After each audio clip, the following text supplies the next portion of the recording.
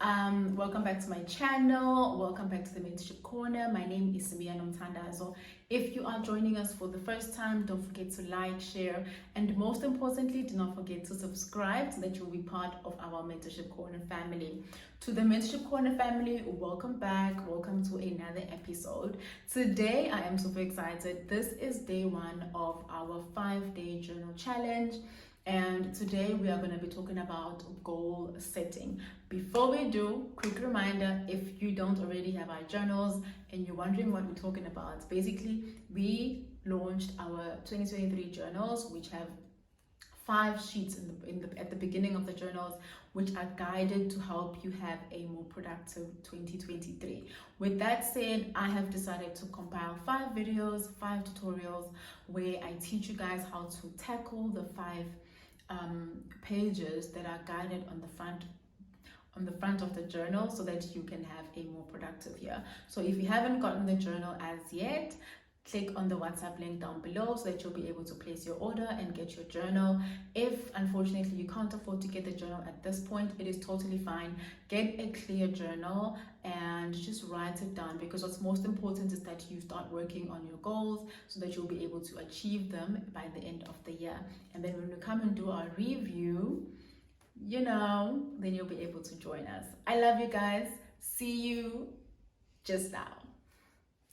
Step number 1. So the first step is very, very crucial, because you cannot set goals if you had goals last year and you didn't check and review and see if you actually were able to achieve them. So the first thing I need you to do, if you did have goals the previous year, which is 2022, please take out your goals and check which goals you were able to achieve. Scratch those out of your list and then check which goals you were not able to achieve. The ones that you were not able to achieve, I need you to write them on the side. And then comes the big question: is it something you're still willing to work towards, or it is something that's fallen off and is not that important for you to work towards anymore? Because remember, you are allowed to change your mind and you're allowed to grow and evolve. And as you grow and evolve, unfortunately, some things become less of a priority and some things, basically, you don't really need them anymore. So check your goals, review your goals, tick off all the ones that you have achieved and all the ones that you haven't. Write them down on a side and check if it's something that you still want to work towards or not. The next step, which is step number 2, is actually one of my favorite steps. It's writing down or setting a mood or theme for the year. I think I'll call it mood. Yeah, it's setting the mood for the year. Basically, when you're in the zone this year, how do you want to be feeling? Do you want to be feeling happy? Do you want to be feeling fulfilled? Do you want to be feeling grateful? Whatever the word is, whatever the feeling is, this is what we're talking about. So 2 things that are important for this step. The first one is basically you need to choose a feeling that you want to feel the most this year. So last year my feeling was gratefulness or gratitude. So I decided that, you know what, I have worked so hard, and this year I just wanted to be grateful for all that I have, and even for the little things, so I practiced gratitude throughout the year. And guys, I must say that thing changes your life, and only for the better. So this year, choose one word that describes how you want to be feeling for most of the year, right? And then write that word down and circle it or whatever, decorate it, because it needs to pop out. And every time you look at your vision board or your goals, you need to know that's the word, that's what we're doing this year. And then step number 2, actually not step number 2, number 2 of the 2 things that you need to be doing for this step is choose an action word for the year. So an action word is basically something that you want to constantly do throughout the year, which will ensure that 1, you achieve your goals, 2, you're living in your purpose, and 3, you're having a more wholesome life, fulfilled life. So last year, my action word was the word growth. And what I did is I worked hard to grow in all spheres of my life. And I must say, like, last year was definitely my year of growth. So choose one action word that you want to have in terms of describing your year, and then make sure that you take action towards that word on a daily basis, so that by the end of the year you look back and say, actually, this was definitely a year of impact, or this was definitely a year of purpose, or this was definitely a year of growth or clarity or intentionality, whatever your word may be. So that is step number 2. So step number 2, quick summary: you need to write 2 things on this step. You need to write your feeling or your mood for the year, and then the next one is basically write the action word for the year, the one word that you need to constantly practice its action throughout the rest of the year. Our third and last step is basically the most important step. It's basically where you actually write down your goals. So I've made a note here. So this is when you write down the 8 areas of your life.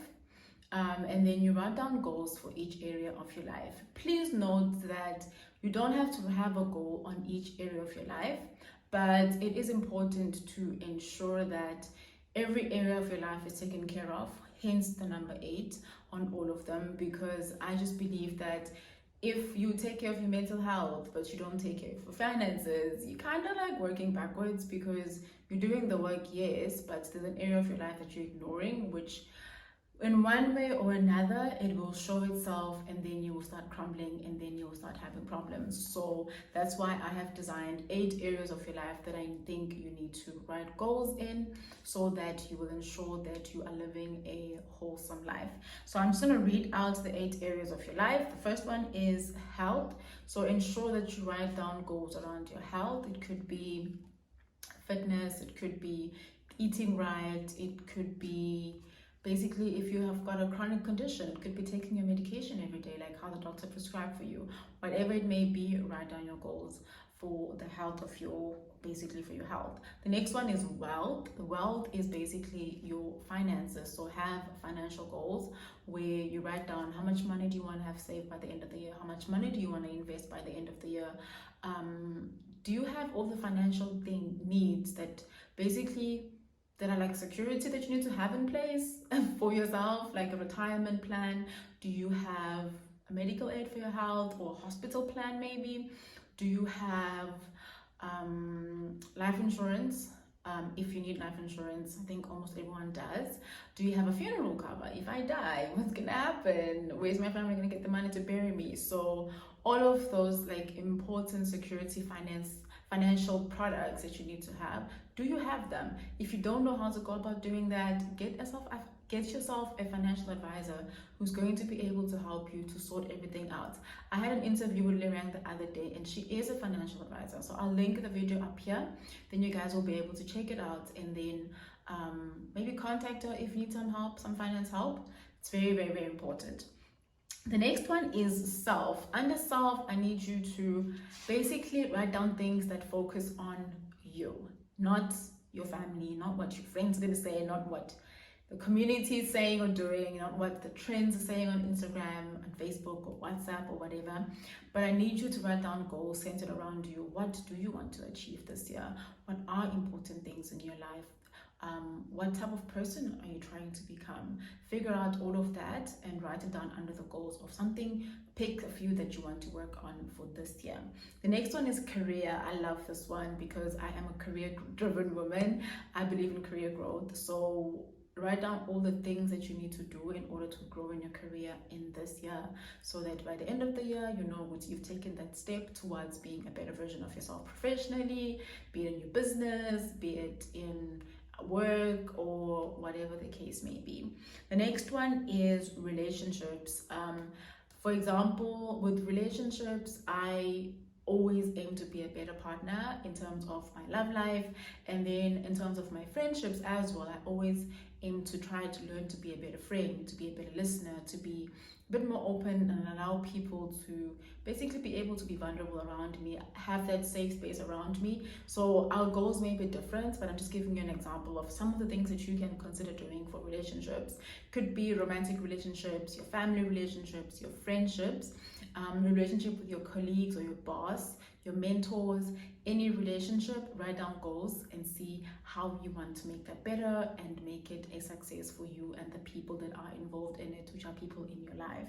The next one is spirituality. Look, spirituality means different things to different people. So first, figure out what spirituality means to you, and then build that spiritual relationship. That's if you see fit. It is totally up to you, but I just believe that being connected spiritually to the source energy or the universe or God or your ancestors, however you may connect, it's actually very important because it also gives you a sense of direction in your life. So figure out what spirituality means for you and then work towards that for this year. The next one is community. I am a big fan of community service, giving back. So put some goals down, or some time, or whatever you want to call it, but write down goals around being of service to your community. This is like charity work where you don't expect any payment, but you'll do it anyways, because trust me, it is fulfilling. It could be helping someone find a job, it could be helping someone prepare for an interview, it could be tutoring your neighbor's child because you can see that they need help with the subject that you know best. It could be anything, but do that and be of service, and trust me, you will feel great and you will be rewarded. The last one, and one of my most exciting ones, is having fun and recreation. Put time aside to travel, put time aside to read a book, put time aside to nurse your hobbies. Whatever fun looks like to you, set time aside to do that and make it a goal. Write it down on your goals that today, okay, this year I want to go bungee jumping, or I want to go eat ice cream at that ice cream place, or whatever it may be. Write down the goals that you want to achieve in terms of fun and recreation in your life. So last but not least, before I love and leave you guys, I want to just remind you that you must set realistic goals so that they will be achievable. That's the first thing. And then number two, every goal that you write down must resonate with your why. I think I spoke about this in one of the videos where I was speaking about goal setting, where I said it's very, very important to understand your why. Why am I alive? Why do I exist?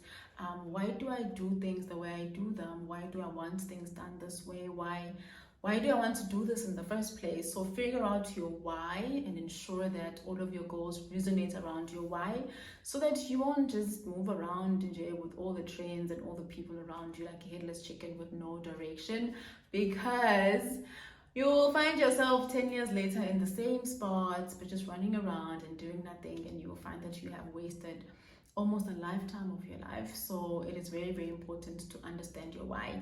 The last thing I want to say is that once you have written your goals, break them down into bite sizes that are called your action plan, so that you can start implementing your goals and so that you can actually achieve them. Writing down your goals alone without writing an action plan, or at least having one at the back of your mind, it's basically going to stay there in your drawer or pasted on your wall, but you're not going to do anything about it because you didn't break it down and you don't even know how to tackle it. And sometimes your goals may seem a bit too big, you know, if you're really daring in your life, and it may seem like something that you will never be able to achieve. But if you break it down into bite sizes so that you are able to work towards it, it makes it easier for you to achieve and it makes it more attainable.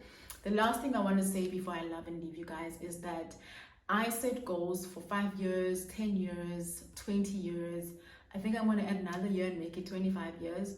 The reason is some of the things that you want to have achieved by the age of 30, 40, 50 are actually things you need to start working on now, so that you can make sure that by the time you get to that age, you would have achieved it.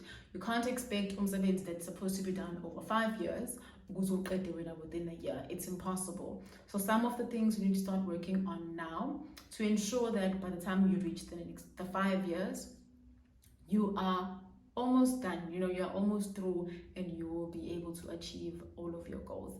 I love you guys absolutely a lot. Don't forget to like, share, and most importantly, do not forget to subscribe.